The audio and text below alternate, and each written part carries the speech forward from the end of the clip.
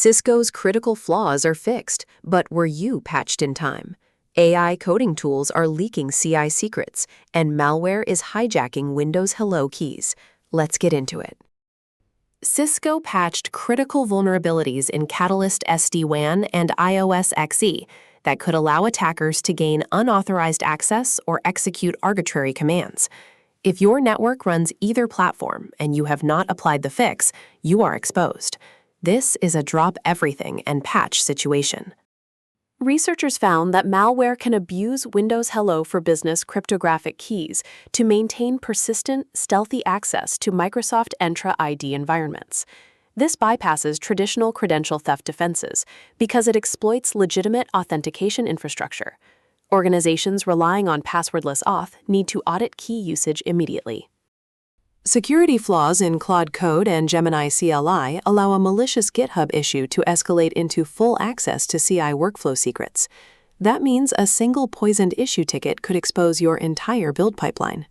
AI-assisted development is powerful, but these tools need serious sandboxing before you trust them with production pipelines.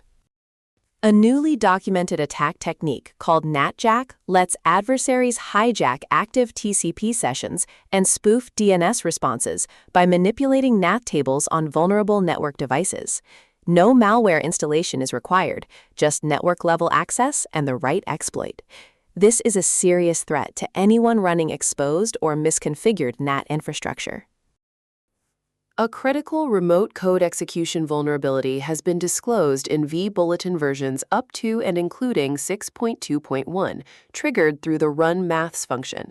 Any public-facing forum running the software is potentially a wide open door for attackers.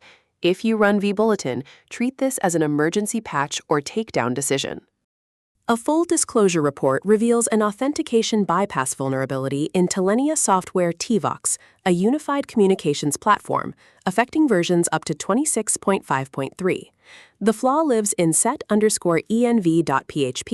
and could allow unauthenticated attackers to access protected functionality.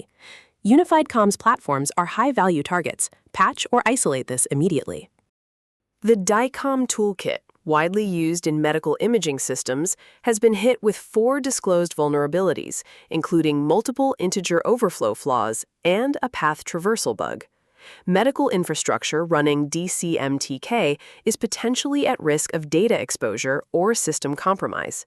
Healthcare IT teams should review the CIS advisories and apply fixes without delay. Wi-Fi 7 adoption in the United States quadrupled over the past year, signaling a rapid shift to the new standard. Faster throughput and lower latency are great, but new hardware generations also mean new firmware attack surfaces and misconfiguration risks. Before you upgrade, make sure your security posture upgrades with you. Beyond the integer overflows, DCMTK also carries a path traversal vulnerability, classified as CWE22, which could allow an attacker to read or write files outside the intended directory structure.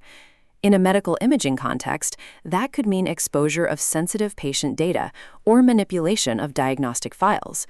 The stakes in healthcare security do not get much higher.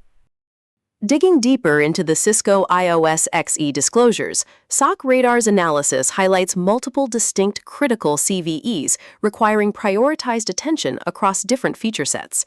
Network teams managing large Cisco estates need to triage carefully. Not all patches apply to all configurations.